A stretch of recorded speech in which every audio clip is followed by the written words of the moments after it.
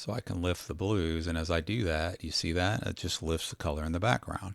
Now, what makes purple, blue, and red, right? So let me go down and choose red. Let me lift the reds, and just like that, I've got purple.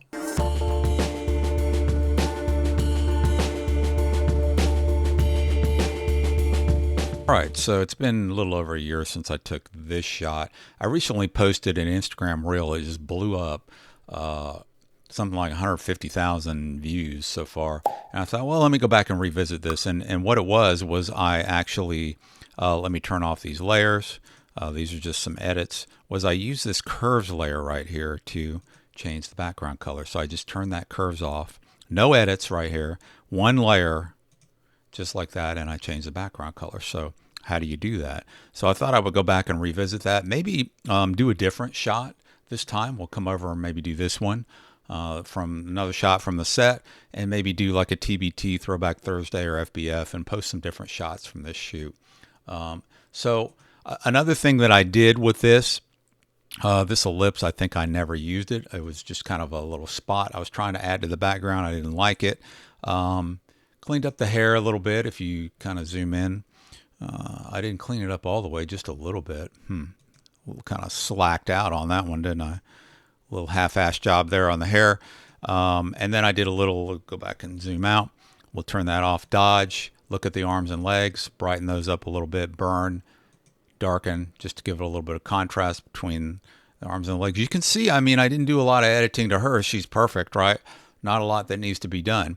And then if you look at the background, it's a little, there's some texture to it, which is cool, but it's a little bit, I wanted to kind of smooth it out a little bit. So what I did was I used a paintbrush, and I'll turn that layer on, and you can see it smoothed it out real nicely. But I also retained, the shadows and sort of the depth, if there is any depth, to the background. So, and how I do that is I just grab a paintbrush tool. I'll come up to the layer, and usually I'll make it pretty large. I'll set my flow to like, 15%, not 145, 15.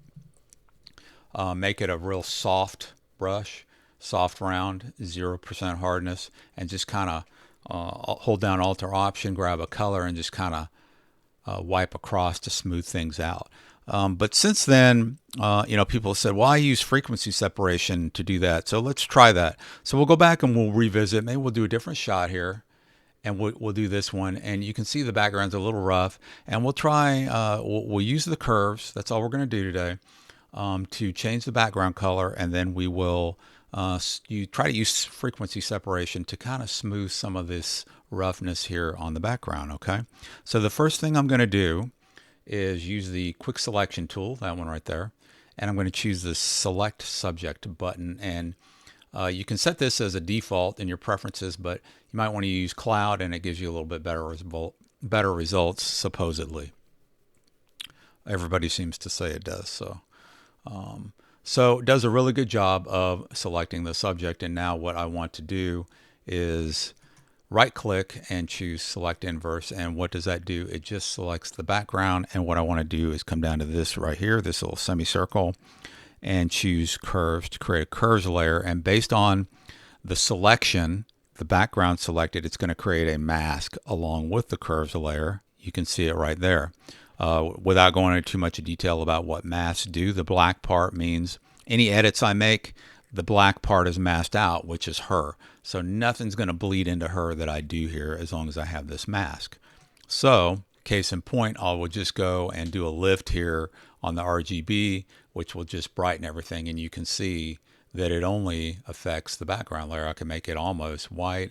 I can make it black. Of course, it doesn't look, really smooth, but I can slightly lift the background, slightly lower it, and do slight adjustments. Like I said, if you go too far, it's obvious, but if you do slight small moves, you can just change the darkness and lightness really of it. But what I'm going to do is change this RGB, and let me get myself out of the way. Okay. Change this RGB, and you notice we have red, green, and blue. So what can I do with those? Well, I can lift the blues. I want to try to match this Lakers color, right? So I can lift the blues, and as I do that, you see that? It just lifts the color in the background. Now, what makes purple? Blue and red, right? So let me go down and choose red. Let me lift the reds, and just like that, I've got purple, right? Now it's a little bit bright. You know, we could try something with the greens. I don't think I did anything with the greens, but there we go.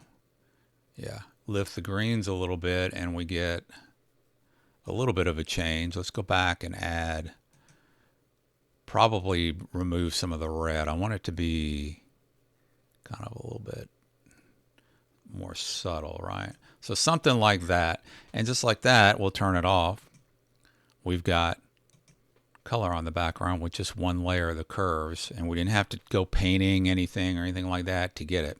Very simple. Now you're going to want to, on your shot, on that mask, here's a little trick. If you click on the mask here in the curves layer and then right click, choose add mask to selection, that goes back and pulls your selection back, right?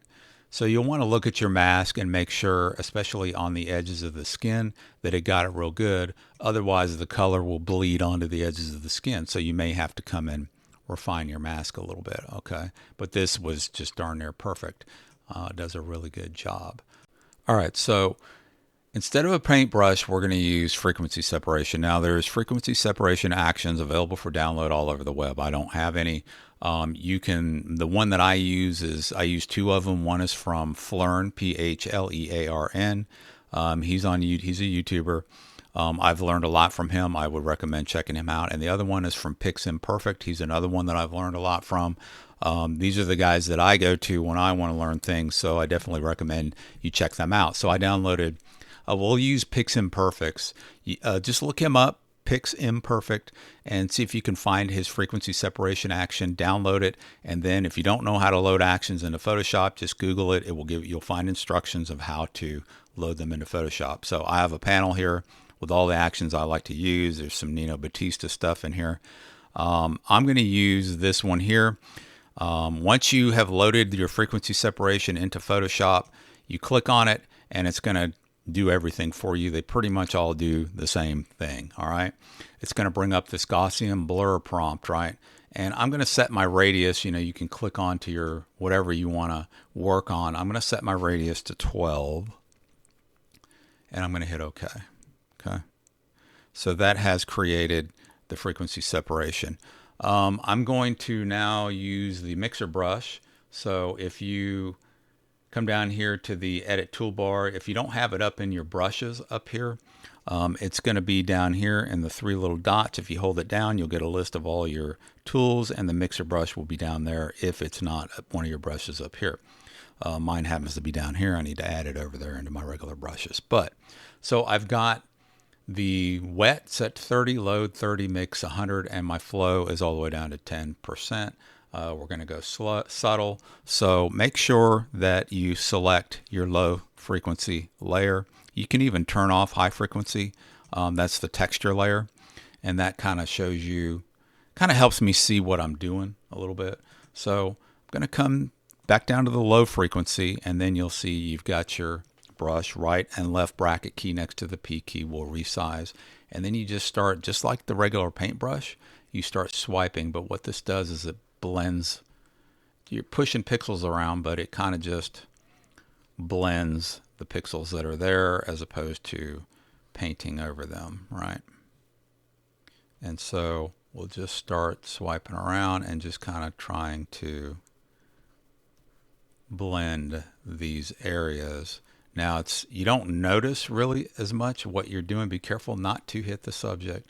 But when I come over here and I turn the frequency separation layer off, and then we'll turn on the high frequency. Actually, that'll help you see it a little better. So there's with it on, and there's with it off. So you can see I've done a little bit. We'll turn it back on. You can see I've blended it a little bit. So we can come back over here, maybe kind of blend this a little bit, right?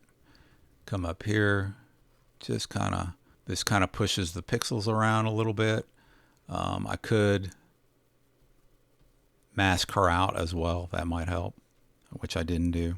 I think maybe what I like is it doesn't paint over the shadows as much. You kind of retain them a little bit better, right? Let's turn the layer off.